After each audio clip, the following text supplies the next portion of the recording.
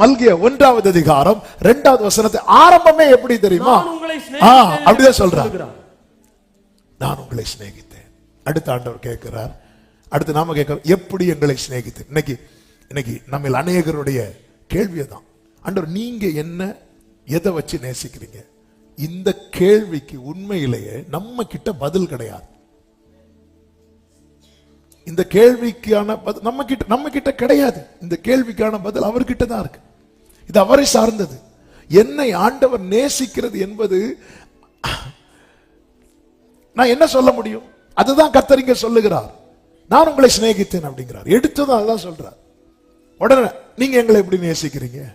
கர்த்தர் சொல்லுகிறார், ஏசா யாக்கோபுக்கு சகோதரன் அல்லவா, ஆகிலும் நான் யாக்கோபை சிநேகித்தேன்.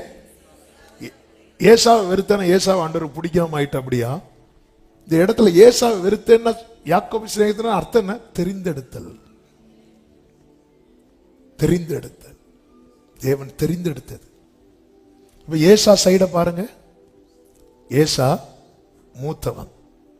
மூத்தவன் யாரு? சேஷ்டபுத்திர பாகம். மூத்தவன் யாரு? அடுத்து வரவனுக்கு முந்தினவன். முந்தினவன் தான் மூத்தவன். ஏசாயா மூத்தவன். சரீர பிரகாரமா பார்த்தா யாக்கோபை விட திறமையானவன். அடுத்து ஈசா காலம் மிகவும் நேசிக்கப்பட்டவன்.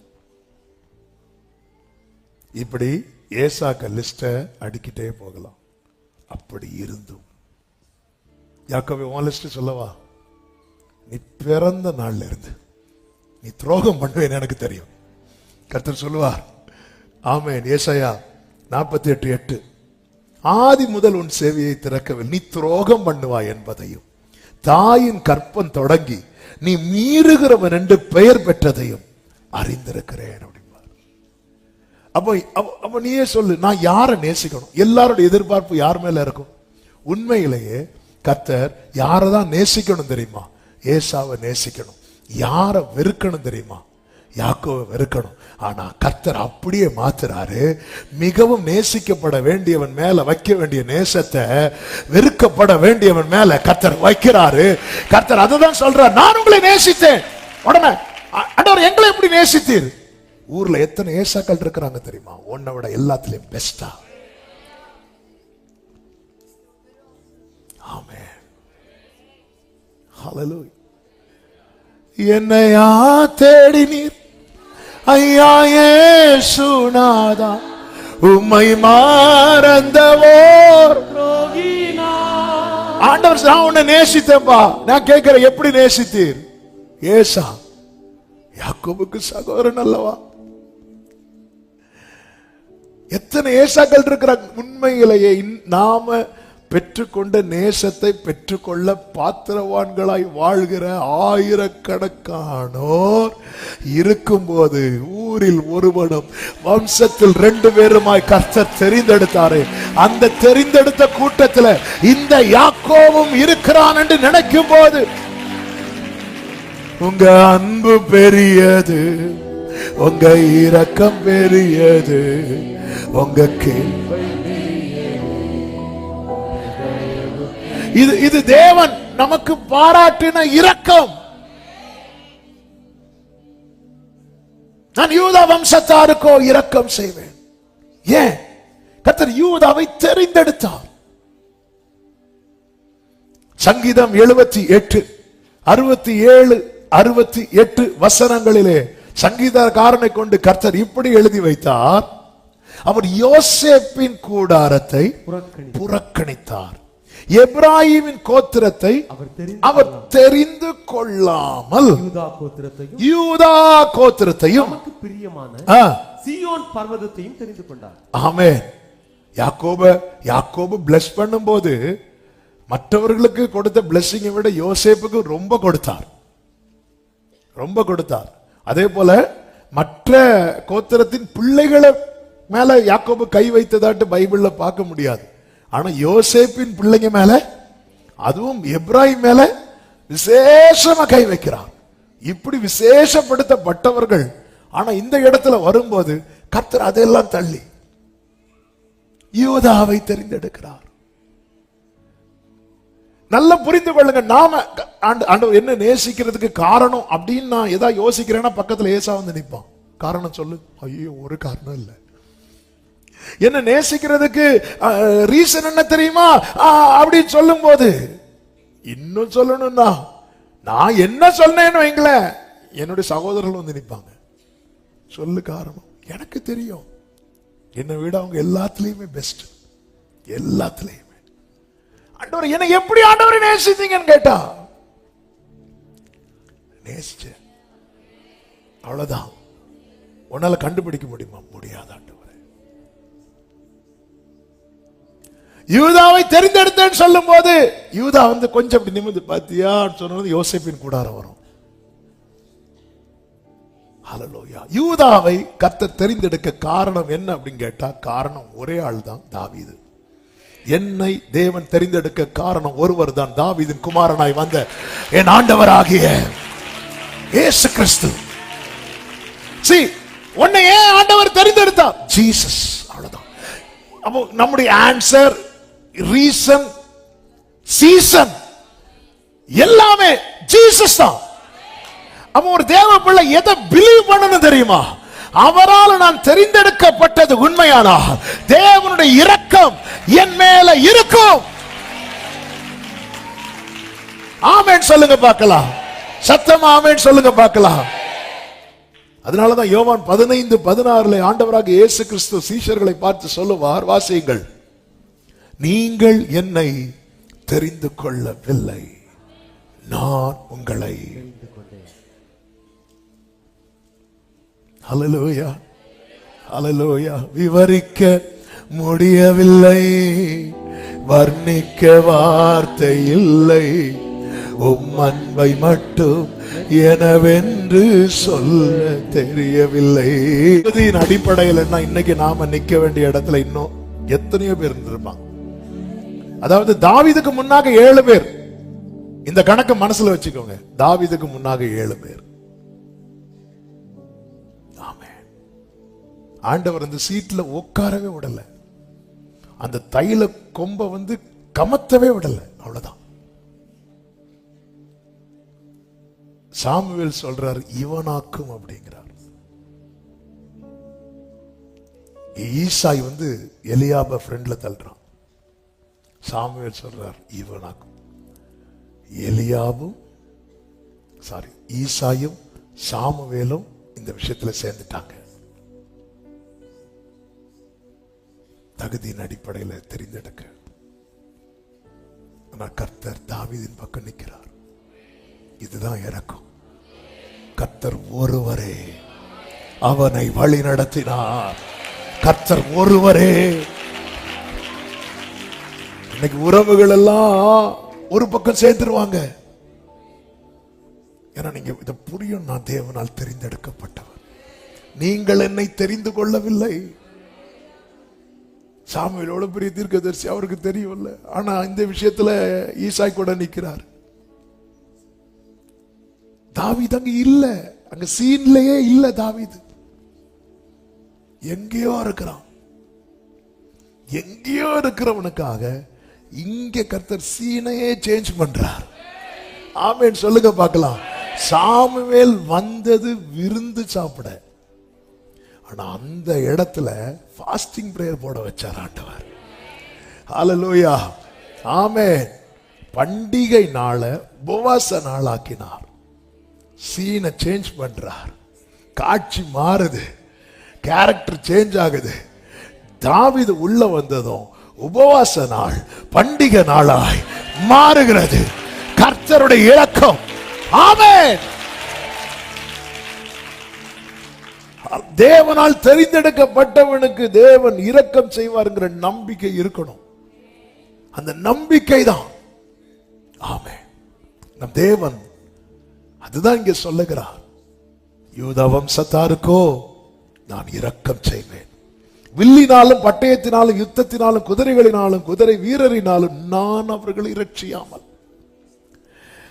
அவர்களுடைய தேவனாகிய கர்த்தராலே அவர்களை இரட்சிப்பேன். ஓசியா 1:7 வசனம் போடுறவங்க குயிக்கா. ஆமென். தான் இன்னைக்கு கீவேர்ஸ் மறந்துடக்கூடாது. இங்க என்ன ஆண்டவர் சொல்லுகிறார்? நான் ரட்சிப்பேன் அப்படிங்கிறார். அப்ப ரட்சிப்பு யாரால கிடைக்கிறது? ஆனா ரட்சிப்புனால நமக்கு மைண்ட்ல என்னதான் வரும் தெரியுமா? குதிரை, பட்டயம், வில்லு, யுத்தம், யுத்த வீரர், குதிரை வீரர். ஆண்டவர் சொல்ல இதனால நான் ரட்சிக்க மாட்டேங்கிறார்.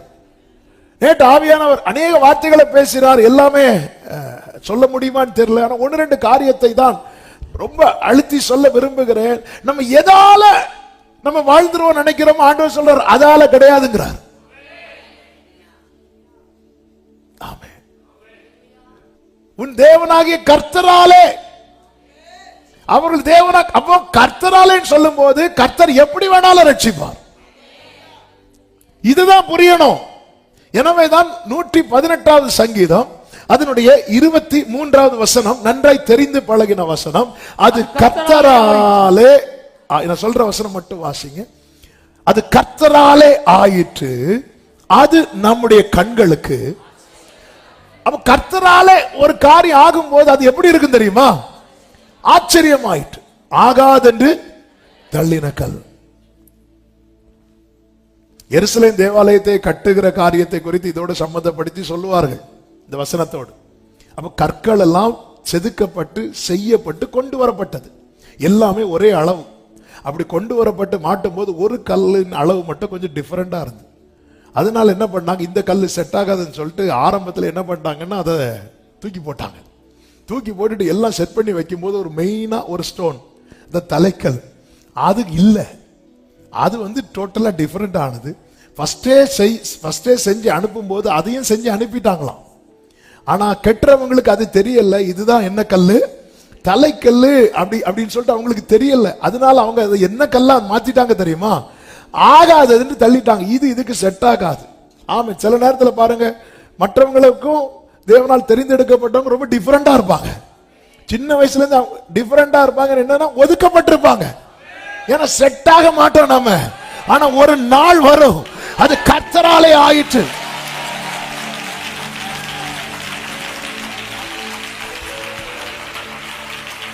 அப்படி இருக்கும் போதுதான் ஒரு கல்லு மிஸ் ஆகுது, ஒரு கல்லு மிஸ்ஸிங். நேர அந்த கல் செய்யற ஆட்கள்கிட்ட சொல்லி விட்டாங்களாம். சொல்லி விடும்போது சொன்னாங்க, நாங்க ஃபர்ஸ்டே கொடுத்து விட்டுட்டோமே.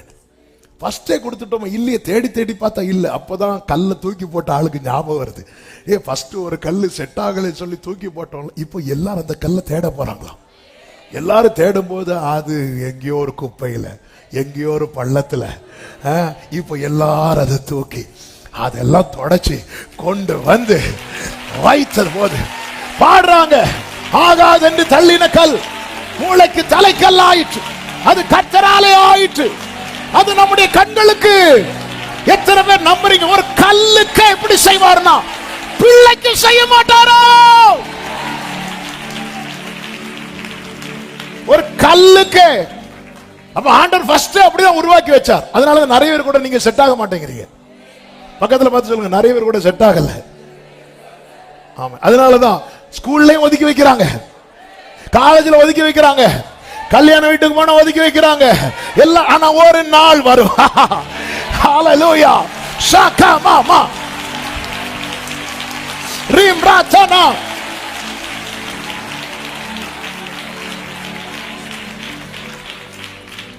அதான் அது நம்முடைய கண்களுக்கு எப்படி இருக்கு தெரியுமா? நம்ம என்ன நினைக்கிறோம், இது செட் ஆகாது, அதை வச்சாதான் ஒர்க்கே பினிஷ் ஆகும். ஹalleluya. ஆகாப் யுத்தம் பண்ண போறான். யுத்தம் பண்ண போகும்போது யோசபாத்த கம்பெனி கூடுறான். யோசபாத்த வரார். இப்ப நம்ம வேர்டுக்கு, யோசபாத் எங்க போனாலும் வேர்டு வேணும், அவருக்கு வார்த்தை வேணும். உடனே ஆகாப் என்ன பண்றான்னா, ஒருத்தனை மட்டும் ஒதுக்கி வைக்கிறான். யார? மீகாயாவை ஒதுக்கி வைக்கிறான். ஒதுக்கி வச்சுட்டு மீதி 400 பேரை கூட்டிட்டு வரான். 400ல 4000 பேரை கூட்டிட்டு வந்தாலும் மீகாயா வராம வேலை நடக்காது. ஹalleluya, ஆமென் சொல்லுங்க பார்க்கலாம். ஹalleluya. கர்த்தர் எவ்வளவு நல்லவர், எவ்வளவு நல்லவர். யோசேப்பை தூரமா வைத்து போட்டாங்க. நீ எவ்வளவு தூரமா யோசேப்பை வச்சாலும் அவன் இல்லாம உனக்கு வயிறு நிறையாது. ஹalleluya. ஆகாதென்று தள்ளின கல். ஏமாமா நமக்கு தெரியாது, இன்னைக்கு தெரியாது, இன்னைக்கு புரியாது. ஆனால் நீ தெரிந்தெடுக்கப்பட்டதை உன் மனதில் வைத்து சொல்லு, கர்த்தர் எனக்கு இரக்கம் செய்வார், கர்த்தர் என்னை ரட்சிப்பார்.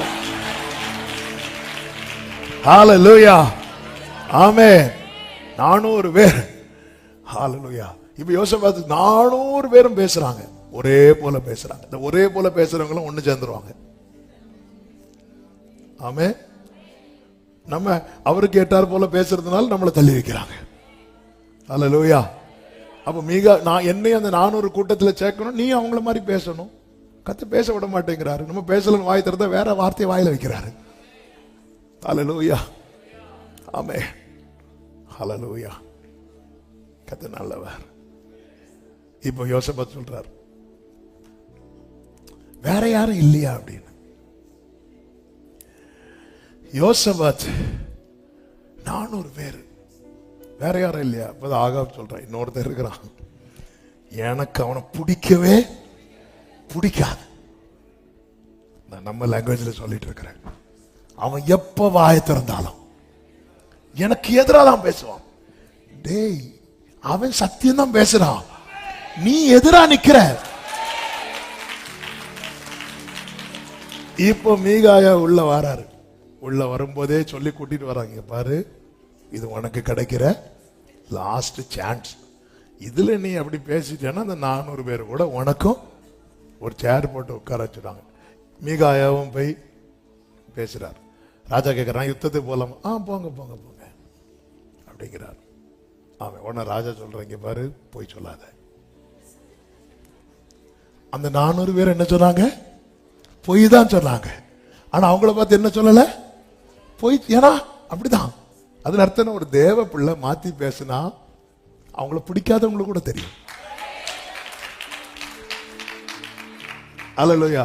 உடனே அவன் சொல்றான், நீங்க போவீங்கன்னு திரும்பி வர மாட்டீங்கட்டான். உடனே பக்கத்துல இருந்து ஒருத்தன் டமார்னு அடிச்சான். அது எப்படி ஆண்டவர் என்ன தாண்டி வாங்கிட்ட வந்து? அது நீ பாப்ப. அல்லேலூயா. ஆமென். என்னதுன்னு அர்த்தம் தெரியுமா? நீங்க கர்த்தரால் முன்குறிக்கப்பட்டவங்க. ஒதுக்க நினைச்சா கூட முடியாது. பூமியின் கடையாந்திரத்திலிருந்து உன்னை எடுத்து உன்னை அழைத்து கொண்டு வந்து, நீ என் தாசன், நான் உன்னை வெறுத்து விடவில்லை, என் நீதியின் வலதுகரத்தினால் உன்னை தாங்குவேன், இதோ நான் உன்னை புதிதும் கூர்மையுமான பற்கள் உள்ள எந்திரமாக்குகிறேன். ரட்சிப்பு கர்த்தருடையது. அவர் நம்ம நினைக்கிறோம் தெரியும் இதனால. அதனாலதான் கர்த்தர் ஒரு வார்த்தையை தந்தார். அதை எப்படி சொல்லுகிறார்? உன்னிடத்தில் இல்லாதவர்களை குறித்தோ உன்னால் இயலாதவர்களை குறித்தோ கலங்காமல் உன்னோடு இருக்கிறவரை எண்ணி துதித்துக் கொண்டிரு. அவர் எப்படி வேணாலும் ரட்சிப்பார். அவர் எப்படி வேண்டுமானாலும் ரட்சிப்பார். நம்முடைய கலக்கம் நம்மிடத்தில் இல்லாதவைகளை குறித்து, இரண்டாவது நம்மால் இயலாதவைகளை குறித்து. எனக்கு அது முடியல, நம்ம கிட்ட இல்லையே, இல்லைன்னு கலங்கும், இயலவில்லை என்று. இந்த ரெண்டு கர்த்தர் சொல்ற. அங்கே பாரு, நான் ஆச்சரியப்படும், நான் செய்வேன். பெலிஸ்தியருக்கு விரோதமாய் யோனத்தானும் அவனுடைய ஆயுததாரியும் போகும்போது, நம்ம 2 பேர் மட்டும்தானே இருக்கிறோம் அப்படி சொல்லிட்டு அந்த கான்வர்சேஷன் போயிட்டு இருக்கும்போது யோனத்தான் ஒரு வார்த்தையை சொல்லுவார். 1 சாமுவேல் 14:6 அநேகம் பேரை கொண்டாகிலும். அதுக்கு முந்தின வார்த்தை, ஒருவேளை கர்த்தர் நமக்காக ஒரு காரியம் செய்வார். எல்லாரும் சொல்லுங்க, கர்த்தர் நமக்காக ஒரு காரியம். அது என்ன, எப்படி செய்வார்னு தெரியாது, ஆனா செய்வார்னு தெரியும். சொல்லிவிட்டு தான் சொல்லுகிறார், அநேகம் பேரை கொண்டாகிலும், கொஞ்சம் பேரை கொண்டாகிலும் ரட்சிக்க கர்த்தருக்கு தடை இல்லை. ஆமென். சொல்ல, கர்த்தருக்கு தடை இல்லை, கர்த்தருக்கு தடை இல்லை. கர்த்தர் நமக்காக ஒரு காரியம் செய்வார். ஆமென். அமட்சியா பாருங்க, யுத்தத்துக்கு போறதுக்குன்னு 100 தாலந்து கொடுத்து, பொண்ணையோ வெள்ளியோ கொடுத்து கொஞ்சம் வேற கூட்டி வைப்பார். கூட்டி வைக்கும்போது ஒரு தேவ மனிதன் போய் அமட்சியா கிட்ட சொல்லுவாரு, 2 நாளாகமோ 25:8 போக மனதா இருந்தால் நீர் போ, காரியத்தை நடத்தும், யுத்தத்திற்கு திடன் கொண்டு நில்லும், தேவன் உம்மை சத்துருவுக்கு முன்பாக விழப்பண்ணுவார், ஒத்தாசை செய்யவும் விழப்பண்ணவும் தேவனாலே கூடும். ஒத்தாசை செய். இது என்னைக்குமே மனசுல வச்சுக்கோங்க. அது தேவனை சார்ந்தது. நான் நிக்கணுமா நான் விழணுமா என்பது என் சத்துருவை சார்ந்தது அல்ல. நம்ம என்ன பண்ணோம், ஐயோ இவன் வந்துட்டானே, இவன் வந்துட்டானா நம்மளை விழத்தள்ளிடுவான்னு சொல்லிட்டு அவனோட ஒப்புரவாகிறோம், அவன்கிட்ட காம்ப்ரமைஸ் பண்றோம். இன்னையில இருந்து நம்ம சத்துருவை கடிந்து ஜோம் பண்ண கூடாது. கடிந்து ஜோம் பண்ணால அவன் எதுக்கு வரான்?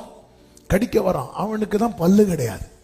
அதனாலதான் அவன் எவனை விழுங்கலாமோ என்று. அவனுக்கு முறுக்கு கொடுத்தா கூட அது டீல முக்கி கோர வச்சுதான் சாப்பிடும். அப்படிப்பட்டவன் ஒத்தாசை செய்யவும் விழத்தள்ளவும் தேவனாலே கூடும். நீ நிக்கணுமா விழணுமா என்கிறத தீர்மானிக்கிறது நீ 100 தாளந்து கொடுத்து கொஞ்சம் பேரை கூட்டி வச்சிருக்கிற அவங்க கிடையாது. உன்னோடு இருக்கிற கர்த்தர். நம்மிடத்தில் இல்லாதவைகள், நம்மால் இயலாதவைகள், இதை குறித்து நம்ம ரொம்ப சோர்ந்து போயிருக்கிறோம். கர்த்தர் சொல்றார், நீ என்ன நினைக்கிறியோ அதால நான் உன்னை ரட்சிக்க மாட்டேன். இப்ப நீ என்ன செய்வ? என் கையில மட்டும் ஒரு பட்டை இருந்தா, ஆண்டவர் சொல்ல உங்க பட்டயத்தால் நான் உன்னை ரட்சிக்க மாட்டேன். பட்டயம் என்ன? திடீர்னு ஒரு அனௌன்ஸ்மெண்ட் வந்துச்சுல, 500 1000 செல்லாது. இப்படிதான் ஆண்டவர் பேசிட்டு இருக்கார் நம்ம கிட்ட. நம்ம கஷ்டப்பட்டு ஊருக்கு எடுத்து ஒரு பட்டயத்தை வாங்கி வச்சா பட்டயத்தாலே சாவேன்ட்டாரு. சொன்னாரா இல்லையா? அது அர்த்தம் என்ன? அது என்னை சார்ந்தது. உனக்கு ரட்சிப்பை தரணும் நான் நினைச்சிட்டேன்னா தருவேன். உன்னை வாழ வைக்கணும் நினைச்சிட்டேன்னா வாழ வச்சிருவேன். உன்னை உயர்த்தணும் நினைச்சிட்டேன்னா உயர்த்திருவேன். உன் நுகத்தை முறிக்கணும் நினைச்சிட்டேன்னு நான் முறிச்சிருவேன். உன் கடத்தை மாத்தணும் நினைச்சிட்டேன்னு நான் மாத்துவேன். உன் பிள்ளைக்கு ஒரு வாசலை திறக்கணும் நினைச்சிட்டேன்னா திறப்பேன். இது கர்த்தரை சார்ந்தது. அது நம்முடைய கண்களுக்கு ஆச்சரியமா இருக்கிறது. ஹல்லேலூயா. உன்னை வாழாக்காம தலையாக்கணும்னு நினைச்சிட்டேன்னா ஆக்கிடுவேன். கர்த்தர் நினைச்சிட்டு, கர்த்தர் அதான் அவருடைய இரக்கம். அந்த பஞ்சகாலம் முழுவதும் உன்னை குறைவில்லாம போஷிக்கணும்னு நான் நினைச்சிட்டேன்னா செஞ்சிருவேன். சாரி பார்த்து விதவை வீட்டுக்கு என்னங்க நடந்துச்சு? என்ன நடந்துச்சு அங்க தெரியல. என்ன ஆச்சரியம்! அவள் மட்டும் இல்ல, குடும்பமே சாப்பிட்டான். இது அவரை சார். இது மட்டும் எனக்கு மட்டும் ஒரு குதிரை இருந்துன்னு ஆண்டவர் சொல்றார், குதிரையால நான் உன்னை ரட்சிக்க மாட்டேன். ஆண்டவர் மீது குதிரை வச்சு நான் என்ன பண்ண? ஆண்டவரே, உங்களுக்கு குதிரை தேவைன்னா குதிரை தருவார். அதுக்கு வீட்டுல போய் ஆண்டவர் குதிரையை தாங்க. ரதம் தேவைன்னா ரதத்தை தருவார். பட்டயம் தேவைன்னா பட்டயத்தை தருவார். அது தரலையா நீங்க சோர்ந்து போக கூடாது. கர்த்தர் இருக்கிறார். பட்டயம் நான் நினைச்சேன் பட்டயத்தால ரட்சிப்பார். இல்ல, பட்டயத்தால ரட்சிக்க மாட்டேன்ட்டார். அப்ப அதனால பட்டயம் இல்லை. ஆகாப் ரதத்தை பூட்டிக் கொண்டு ஓடும் போது தேசத்துக்கு ஆசீர்வாதமாக இருந்த எலியா ரதத்துக்கு முன்னாக ஓடுறான். ஆமென். அந்த இடத்துல கர்த்தர் எலியாவுக்கு ஒரு ரதத்தை கொடுக்கணும்ல, அந்த இடத்துல ரதத்தை கொடுக்கல, ஆனா அந்த ரதத்துக்கு முன்னாக ஓடுற பலத்தை கொடுத்தார்.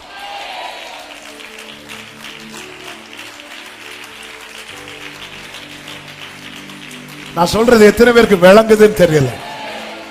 அந்த இடத்துல கர்த்தர் நம்ம என்ன கேட்டிருப்போம்? எனக்கு ஒரு ரதம் இருந்திருந்தா.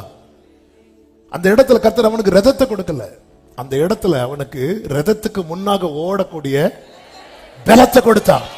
இதுதான் தேவனாலே நமக்கு கிடைக்கும். இது நம்முடைய கண்களுக்கு. ஹல்லேலூயா, ஹல்லேலூயா. ஒரு நாள் வந்தது, யோர்தானை கடந்து போகும்போது திடீரென்று வானத்திலிருந்து என்ன வருது தெரியுமா? ரதம் வருது. அதன் அர்த்தம் என்ன? என்னால உனக்கு ரதத்தையும் தர முடியும்.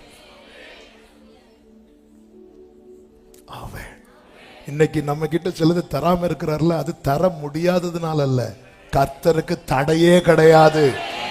ஆனா கர்த்தருக்கு நம்ம எப்படி ரட்சிக்கணும்னு ஒரு திட்டம் வைத்திருக்கிறாரோ அப்படிதான் ரட்சிப்பா. ஆமென் சொல்லுங்க பார்க்கலாம். நேரம் போகுது, கொஞ்சம் வேகமா நான் போறேன், நல்ல கவனிங்க. மோசே கர்த்தர் சந்திக்கும் போது மோசே தன்னுடைய இயலாமையை சொல்லுகிறார். ஆண்டவரை நீர் என்னிடத்தில், யாத்திரை 4வது அதிகாரம் அதனுடைய 10வது வசனம், ஆண்டவர் இதற்கு முன்னாவது தேவரீர் அடியானோட பேசினதற்கு பின்னாவது நான் வாக்கில். அதன் அர்த்தம் என்ன தெரியுமா? ஆண்டவரே, என் பேச்சை பாத்தீங்கல்ல, நீங்க என்கிட்ட பேசுறதுக்கு முன்னாடி எப்படியோ அப்படியேதான். நம்ம அநேகருடைய புலம்பல் இதுதான். இதுக்கு முன்னாடி சரி நான் இப்படி மந்தனா உள்ளவனா இருந்தேன், இப்ப கர்த்தர் என்கிட்ட பேசினதுக்கு அப்புறம் நான் அப்படியே தானே இருக்கிறேன். முன்னாடி நான் இப்படி குறைவுள்ளவனா இருந்தேன், இன்னைக்கு நான் கர்த்தர் வார்த்தை தந்ததுக்கு அப்புறம் அப்படியே தானே இருக்கிறேன். நான் திக்குவாயும் மந்தனாவும் உள்ளவன். ஆண்டவரே, இதற்கு முன்னாவது தேவரீர் உமது அடியானோட பேசினதற்கு பின்னாவது. இந்த வேர்டு தான் ரொம்ப, இங்கதான் எல்லாருமே சோர்ந்து போறது. மோசேல நம்ம எல்லாருமே நல்ல வார்த்தையெல்லாம் வாங்கினதுக்கு அப்புறமும் ஒரு மாற்றமும் இல்லைன்னு இருக்கும்போது ரொம்ப சோர்ந்து போயிடும். நீர் உமது அடியானோடு பேசினதற்கு சரி முன்னாடி ஓகே, இப்போவாவது. இப்போதான் நாங்க எல்லாருமே குடும்பமா சர்ச்சுக்கு வரோமே. முந்தி ஒரு ஆள் மட்டும்தான், இன்னைக்கு அப்படி எல்லாருமே தேட ஆரம்பிச்சிட்டோமே. இன்னைக்கு எல்லாருமே அதுக்கப்புறமும் சரி முன்னாடியாவது பைபிளை சும்மா படிக்கணுமே படிப்பேன். இன்னைக்கு நான் விரும்பி தானே படிக்கிறேன். 24 மணிக்கூறும் வார்த்தை தானே எங்க வீட்டில் ஓடிட்டே இருக்குது. இப்படி 1000 காரியங்களை நம்ம அடுக்கலாம் மோசையை போல. அப்போ ஆண்டவர் அதுக்கு ஒரு ஆன்சர் கொடுக்கிறார் பாருங்க. 11வது வசனம்.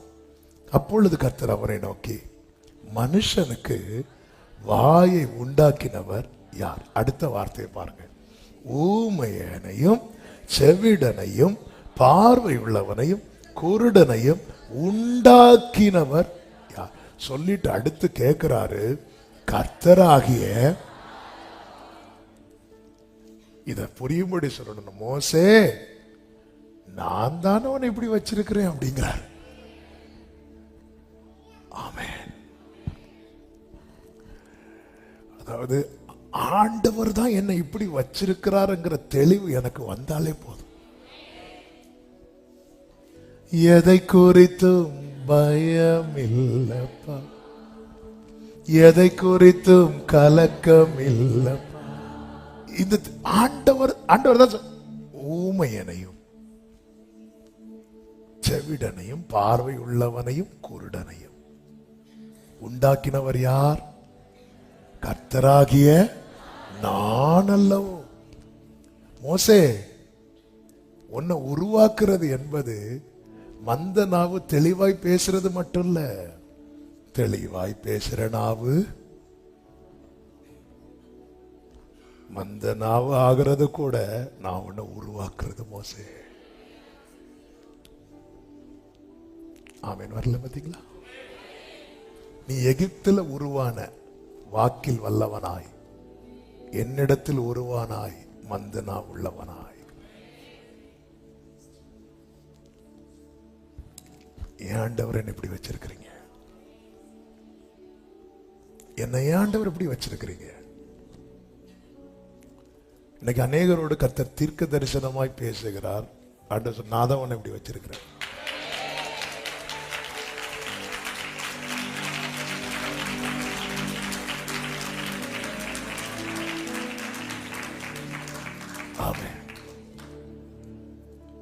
நான் தான் உன்னை இப்படி வச்சிருக்கிறேன். எதற்கு?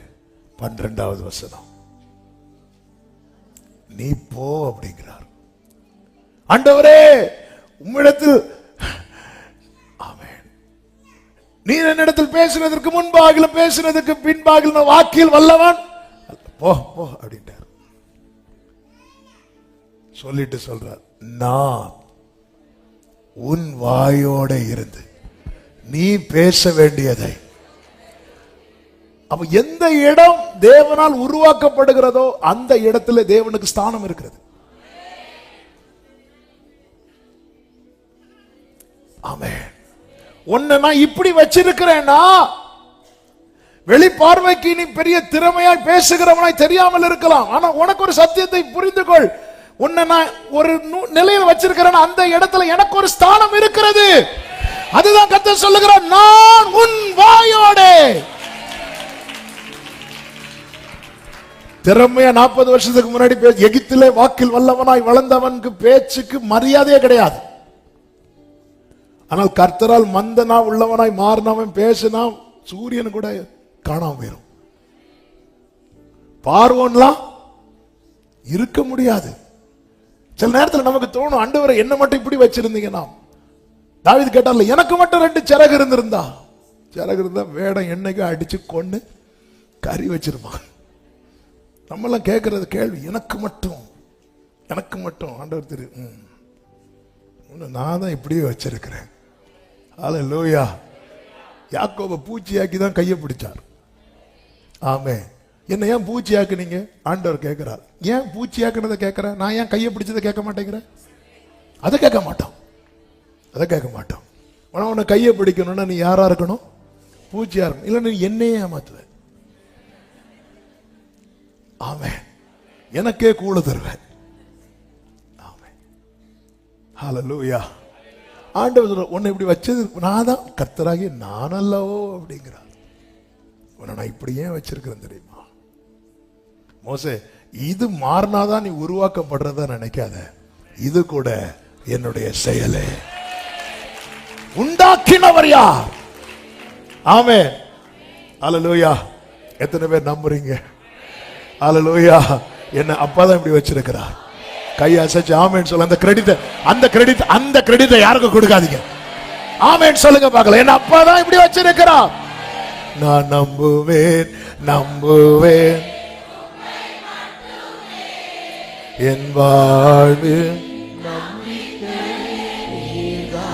மோசே 40வது வயசுல நினைச்சார் 40வது வயசுல என் கையினால தான் ரட்சிப்பேன். ஏன் அப்போ ஒரு வல்லவரா இருந்தார்.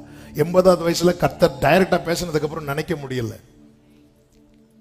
ஆமென். என்னைக்குமே புரிந்து கொள்ளுங்கள், நாம் நினைத்தபடி அல்ல கர்த்தர் நடப்பிப்பது, அவர் நியமித்தபடிதான் நடப்பிக்கிறார். அதனாலதான் வில்லினாலும் பட்டயத்தினாலும் நான் அவர்களை ரட்சியாமல், அவர்கள் தேவனாகிய கர்த்தராலே. கர்த்தர் அது எப்படி வேணாலும் இருக்கலாம். இஸ்ரவேல் ஜனங்கள் எகிப்திலிருந்து புறப்பட்டார்கள் அல்லவா? புறப்பட்ட போது அவர்கள்ட்ட ரதம் இல்லை, குதிரை இல்லை, பட்டயம் இல்லை. குதிரை வீரர் இல்லை. பட்டயம் இருந்தாலும் பட்டயம் பிடிக்க தெரியாது. பாத்திரம் பிடித்த கைகள், பட்டயம் பிடிக்க தெரியாது. ஆனா இவைகள் எல்லாவற்றோடும் யார் புறப்பட்டு வந்தா தெரியுமா? பார்வோன் புறப்பட்டு வந்தான்.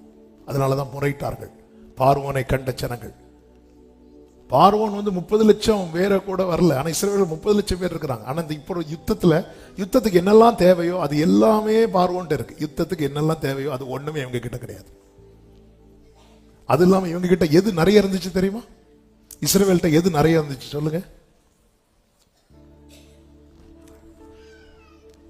பயம்.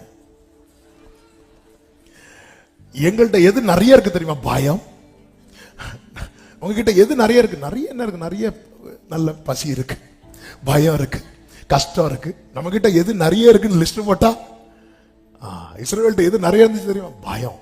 யுத்தத்துக்கு எது இருக்கவே கூடாது? பயம் இருக்கவே கூடாது. எது இருக்கக்கூடாதோ அது எல்லாம் இருக்கு. பார்வோன்ட்ட என்னெல்லாம் இருக்கணுமோ அதெல்லாம் இருக்கு. ஆமென். ஆனா ரட்சிப்பு பாத்தீங்களா? வேதம் என்ன சொல்லுகிறது?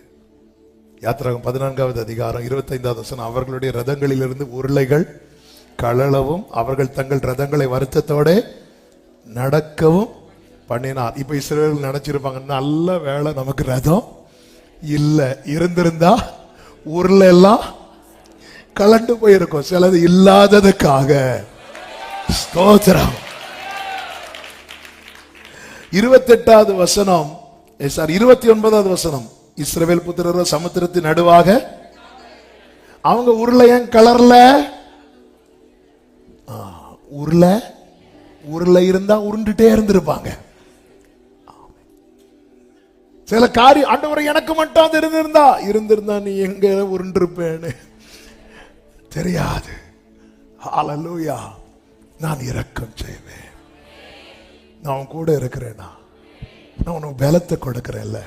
பாரு, அந்த ரதத்தால நடக்க முடியாத இடத்துல உன்னை காலால நடத்தி ஒரு கால் நனையாமல். ஆமே. கிதியோன்னு பாருங்க, இஸ்ரவேலர் எல்லாருமே மீதியானருக்கு கீழே விழுந்துட்டாங்க. இஸ்ரவேலர் எல்லாருமே. அப்படி இருக்கும்போது கிதியோன் மேல ஆவியானவர் இறங்குறார். கிதியோன் நிறைய பேசுற 6வது அதிகாரம் இறங்கும் போது கிட்டத்தட்ட 32,000 பேர் வந்துட்டாங்க. இஸ்ரவேலர் எல்லாரும் வந்தாலும் மீதியானரை அடிக்க முடியாத அளவுக்கு மீதியானியர் கை பலத்திருந்தது என்று பைபிள்ல இருக்கு. அப்படி இருக்கும்போது 32,000 பேர் வந்தாங்க. பரவாயில்ல, 32,000 பேர் இருக்கிறாங்களே, 32,000 பேரோட போனாலும் மீதியானரை அடிக்க முடியாது, கர்த்தர் ரட்சிப்பு தரலன்னா. அப்படி ஒரு கண்டிஷன்ல இருக்கிறாங்க. அப்படி இருக்கும்போது தான் கர்த்தர் கிதியோன்ட பேசுறாரு. 7வது அதிகாரம் 2வது வசனத்தை வாசியுங்கள். அப்பொழுது கர்த்தர் கிதியோனை நோக்கி, நான் மீதியான உன்னோடு இருக்கிற ஜனத்தின் கையில் ஒப்புக் கொடுக்கிறதற்கு அவர்கள் மிகுதியாய் இருக்கிறார்கள். யார் மிகுதியா இருக்கிறார்கள்?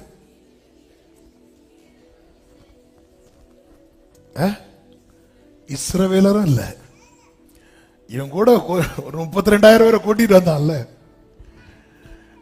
நம்ம சில நேரத்துல ஆண்டவரே இதை வச்சு என்ன பண்ண முடியும்னு கேட்டாங்க சீஷர்கள். ஆண்டவர் அதை வச்சு 12 கூடை நிறைய மீதி எடுக்க வைத்தார். இதுதான் ஆண்டவர். இதை வச்சு என்ன பண்ண முடியும்? இந்த 32,000 வச்சே ஒண்ணும் பண்ண முடியாது. ஆனா ஆண்டவர் சொல்றாரு இது ரொம்ப ஜாஸ்தி அப்படிங்கிறார். ஆண்டவரே, நான் உங்ககிட்ட அடையாளம் மட்டும்தான் கேட்டேன். இந்த தோல், இந்த பனி விழணும், பனி விழக்கூடாது, அந்த டீல் முடிஞ்சு. அதுக்கப்புறம் வேற இதுல மட்டும் கை வச்சிடாதீங்க ஆண்டவரே, இது ரொம்ப ஜாஸ்தியா இருக்கு அப்படிங்கிறார். ஏன் ஜாஸ்தியா இருக்கும்? என் கை என்னை ரட்சித்தது என்று இஸ்ரவேல் எனக்கு விரோதமாக வீம்பு பேசுவதற்கு இடமாகும். அதனாலதான் தேவ பிள்ளைகள் புரிந்து கொள்ளணும், ஆண்டவர் ஏதாவது செய்யணும்னா அவர் இறக்கம் வைக்கணும். பரவாயில்ல, நாங்க 32,000 பேர் போனோம், அட்டாக் பண்ணிட்டோம் இல்ல. அடுத்த ஆண்டவர் ஒரு டெஸ்ட் வைக்கிறார். டெஸ்ட் வைத்து கடைசியில் எத்தனை பேர் மீதி வந்தாங்க தெரியுமா? 300 பேர். ஆண்டவருக்கு இன்னொரு டெஸ்ட் வைக்கணும்னு ஆசை உண்டு. ஆனா அதோட கிதியோனை தூக்கிட்டு போனோம். சரி போதும் 300 பேரு போதும். அந்த 300 பேரை கொண்டு போய் அவங்க என்னெல்லாம் எடுத்துட்டு போனாங்க? பானை, தீவட்டி. ஒரு கையில என்ன இருக்கு, இன்னொரு கையில யுத்தத்துக்கு பானையும் தீவட்டியும் கொண்டு போன என்ன நடக்கும்? நமக்கு பானை உடைக்கப்படும். அதான் நடக்கும். பானையும் தீவட்டியும் எடுத்துட்டு ஒருத்தன் போறானாலே அவன் எதுக்கு போறான்னு அர்த்தம்? அடக்கத்துக்கு போறான்னு அர்த்தம். எங்க பட்டயம் இருக்கு? பட்டயம் ஒரு கையில தீவட்டி, இன்னொரு கையில பானை. நேரம் போறாங்க மீதியானர் பாளையத்துல போய், ஐயா வரத பார்த்தா அப்படிதான் இருக்கும். அதுவும் பானையும் உடைக்க சொல்லிட்டாரு. பானையும் உடைச்சிரு. கிதியோன் சொல்ற, இப்ப சொல்லுங்க, கர்த்தரின் பட்டயம், கிதியோனின் பட்டயம் சொல்லுங்க. அப்ப இப்ப பட்டயம் எங்க இருக்கு?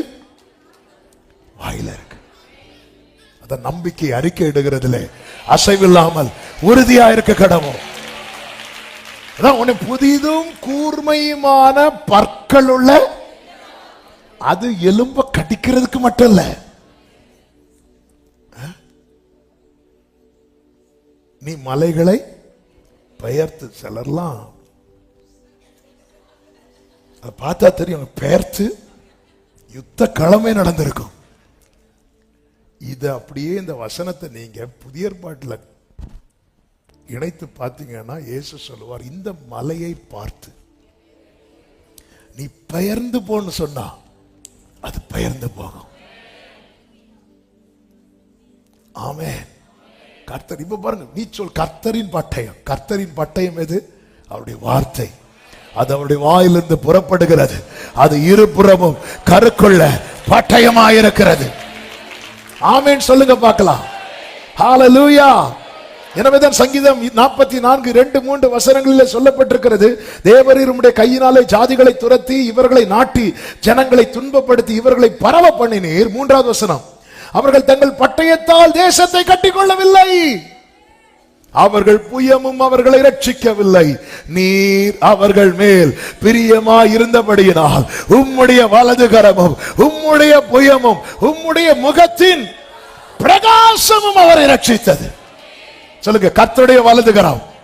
சத்தமா சொல்லணும், கர்த்தருடைய வலது கரம், கர்த்தருடைய புயம், கர்த்தருடைய முகத்தின் பிரகாசம் என்னை ரட்சிக்கும்.